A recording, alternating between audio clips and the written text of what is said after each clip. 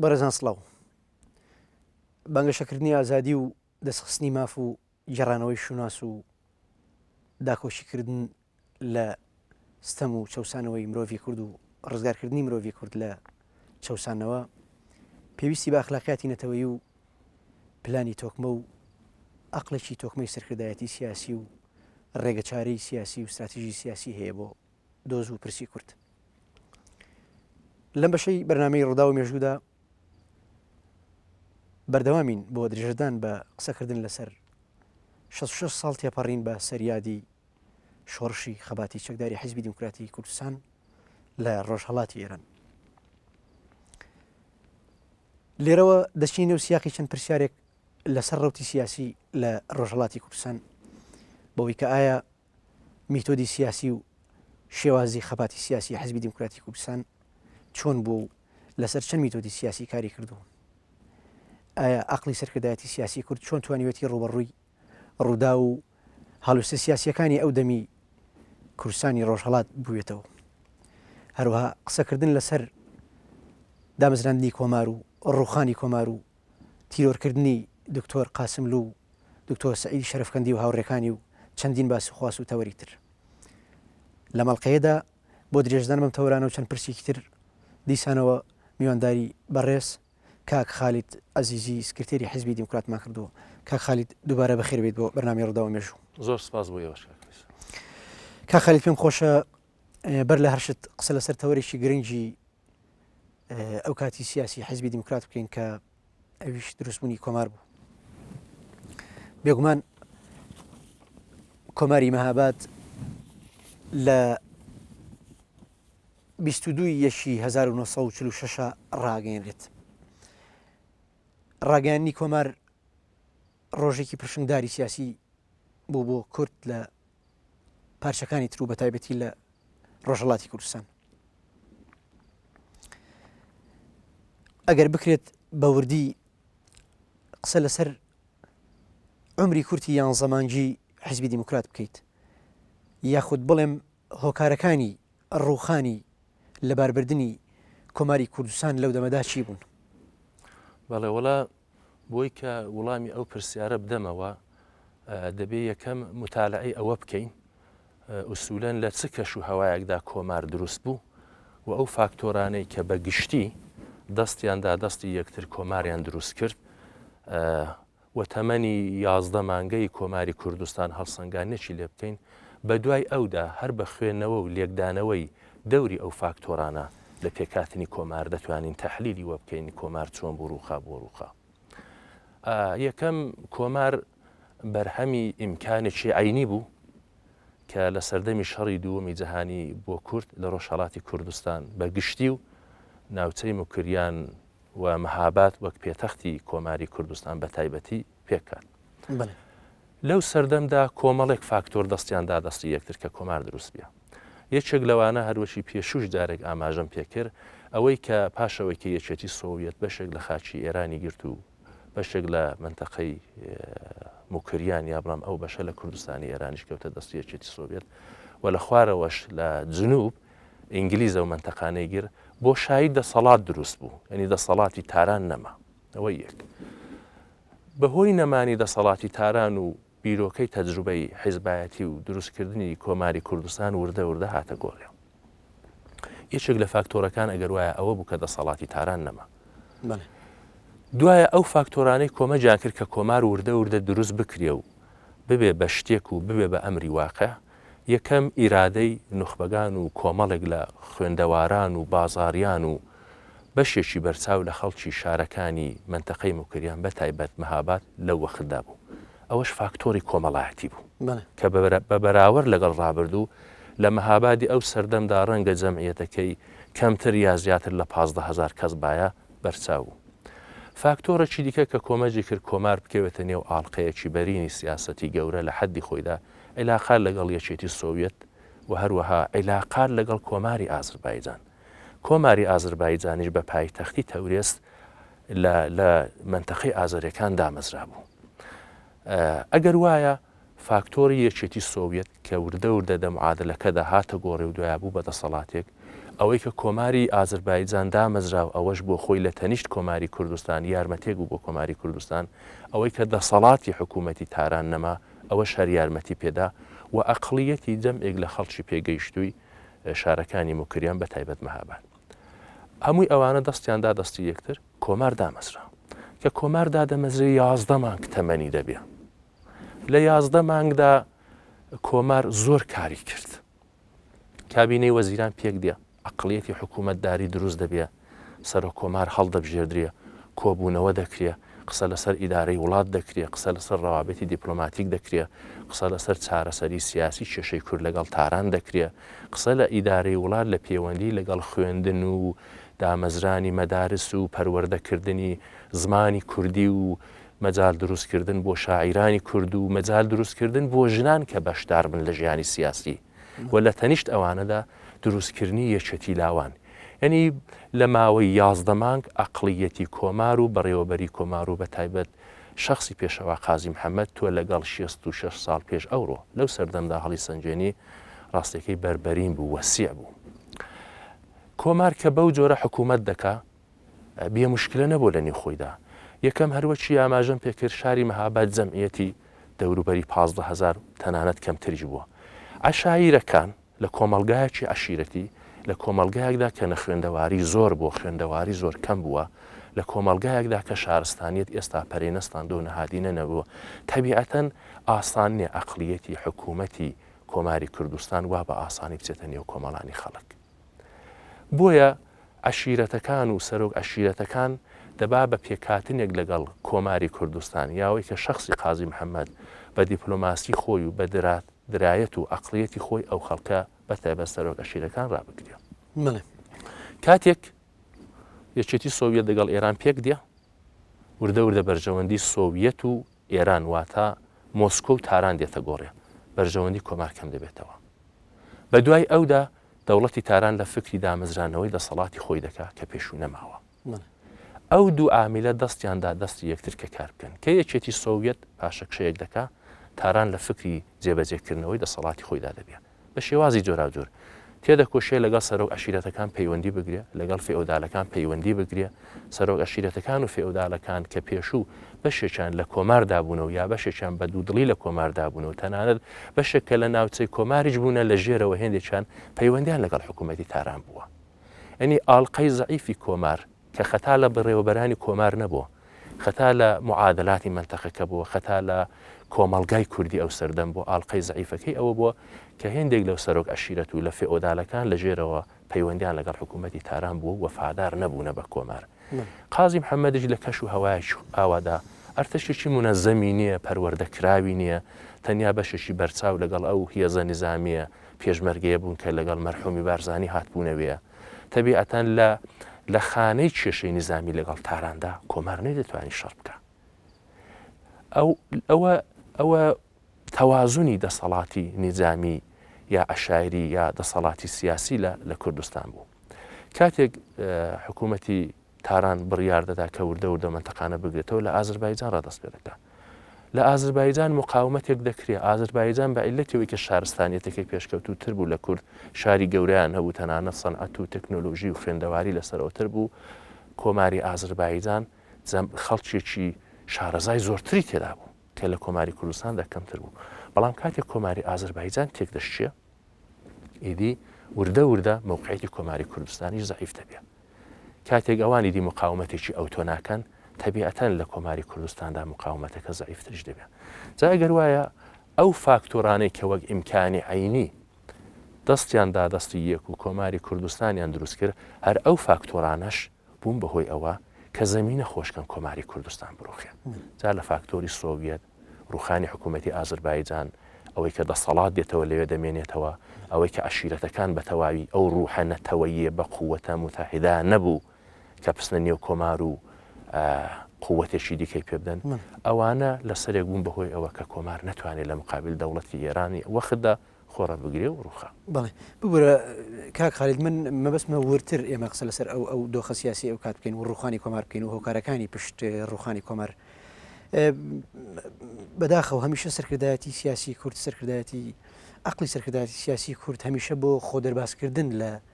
لەو هەڵە استراتیژی و سیاسیانی کە لە نێو مێژووی خەباتی کورداتی کەوتووە هەمیشە فاکتۆرەکان ئەباتە دەرەوەی خۆی ینی ئەوەندە قسە لەسەر فاکتۆرە دەرەکیەکانەکە ئەوەندە لەسەر فاکتۆرە ناوخۆیەکان قسە ناکە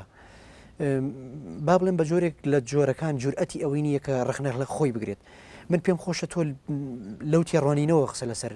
هۆکارەکانی ڕوخانی کۆمار بکەی فاکتۆرە ناوخۆیەکان چی بوون ئایا کورد خۆی ئەو کات چەند دەستی هەبوو لە باربردنی کۆمارە بەدەر لە فاکتۆرە دەرەکیەکان من موافقی ئەوە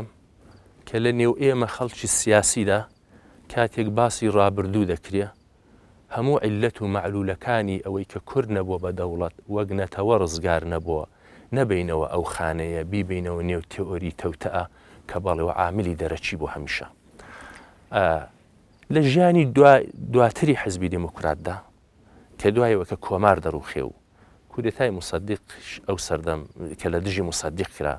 مەجالێک پێشات و دوای کە حزبی دموکرات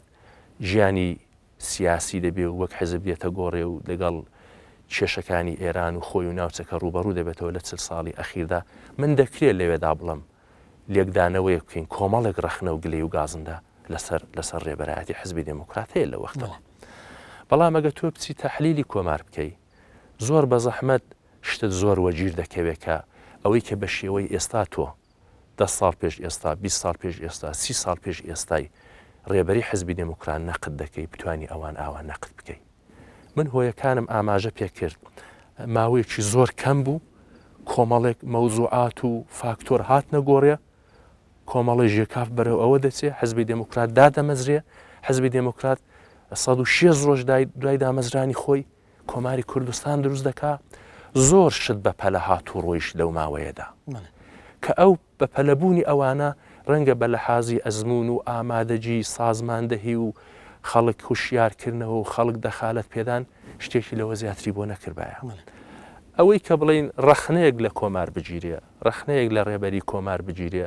تەبیعەتەن تەمەنی 11 مانگەی کۆمار مەودا و مەجالێکی کەم دەدا بۆ ئێمە بتوانین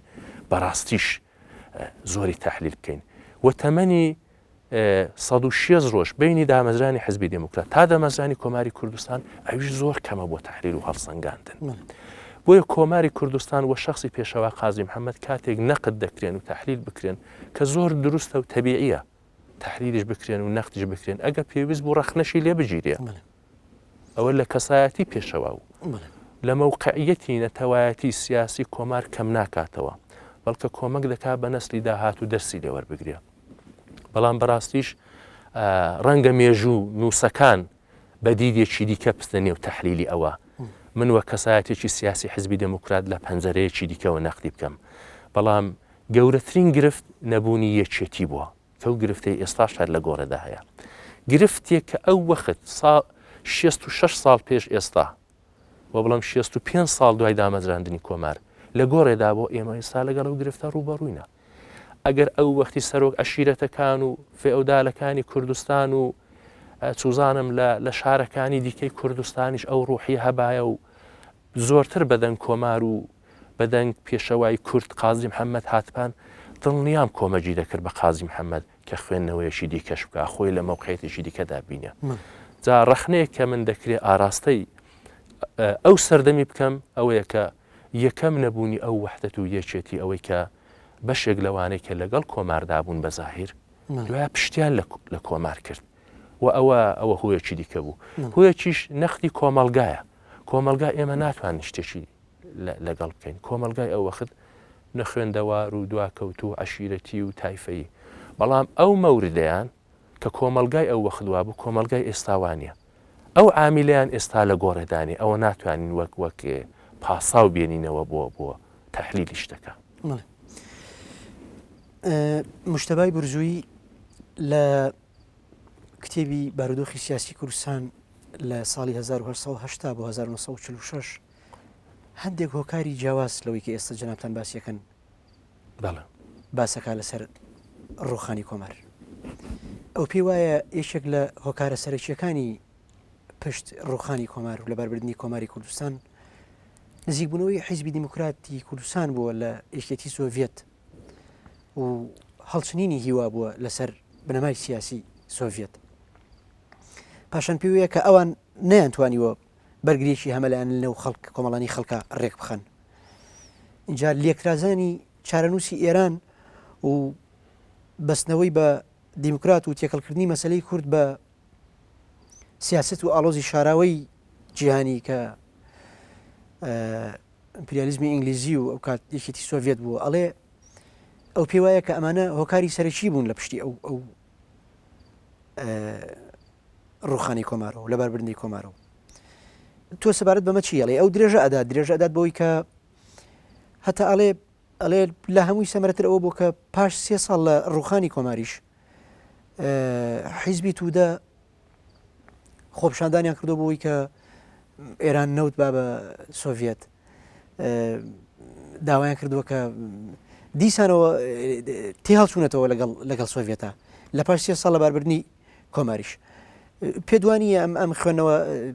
جیاوازانە، ئەم تحلیل لە جیاوازانە هۆکارگەلێک بوو بن کە کورد لەو کاتە دریشی پێ نەکرد بێ و هەڵی ستاتیژی ئەنجاما بێت. ئەمانە چەند تەئسیریان هەبە وایە بە بڵێم ئەو هەتا مشتەبە درێژە بە قسەکانی ئەڵێ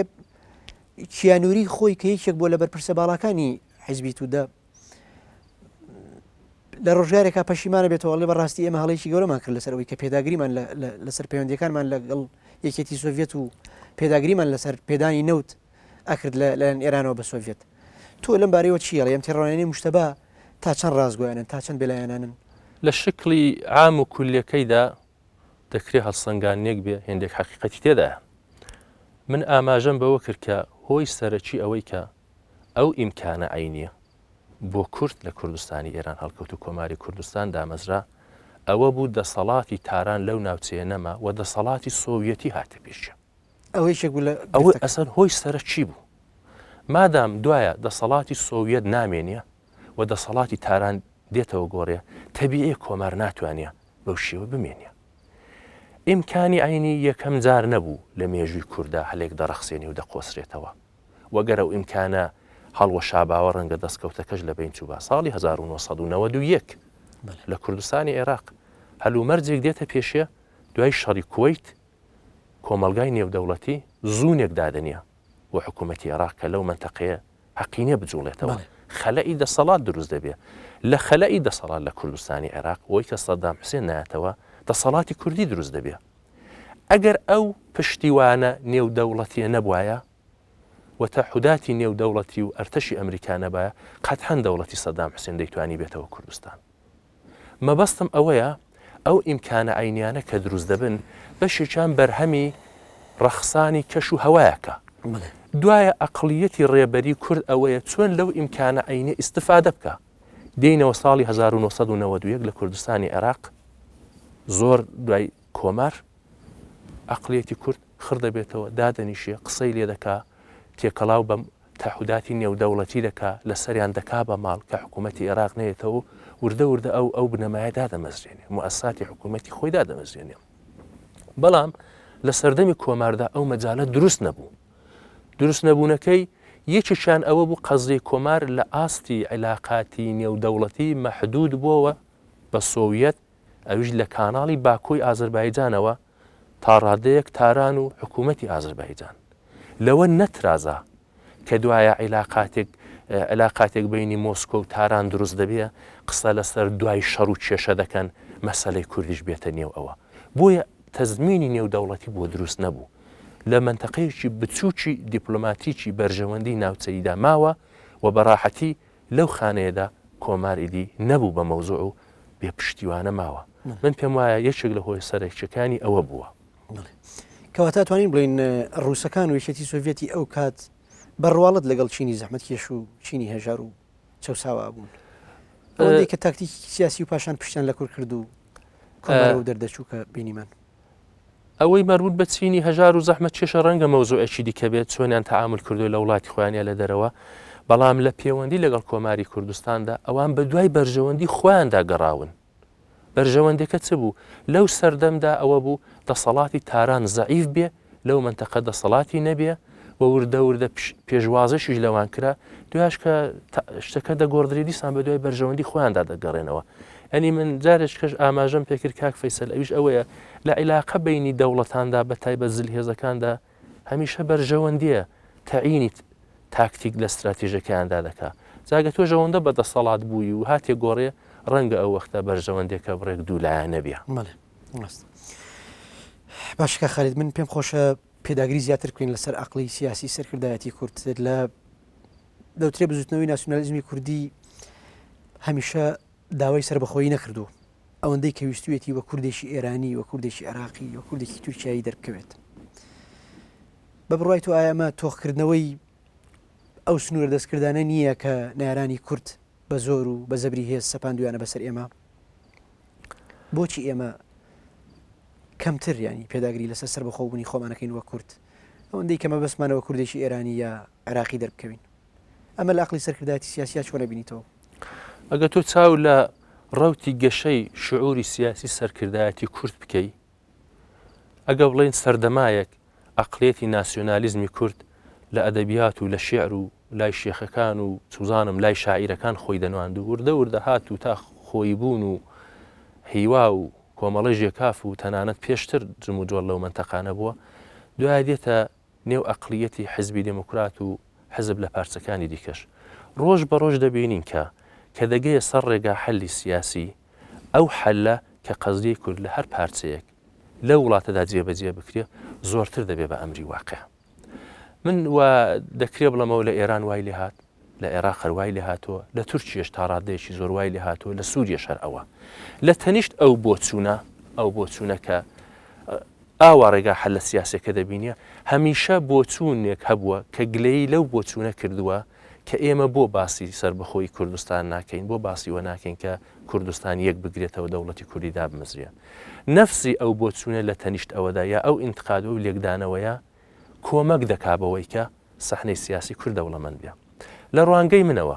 لە ڕوانگەی منەوە دابەشبوونی کوردستان بەسەر ئەو چوار وڵاتەدا لە ڕۆژهەڵاتی ناوەڕاست پیچیدەجی داوە بە مەسەلەی کورد.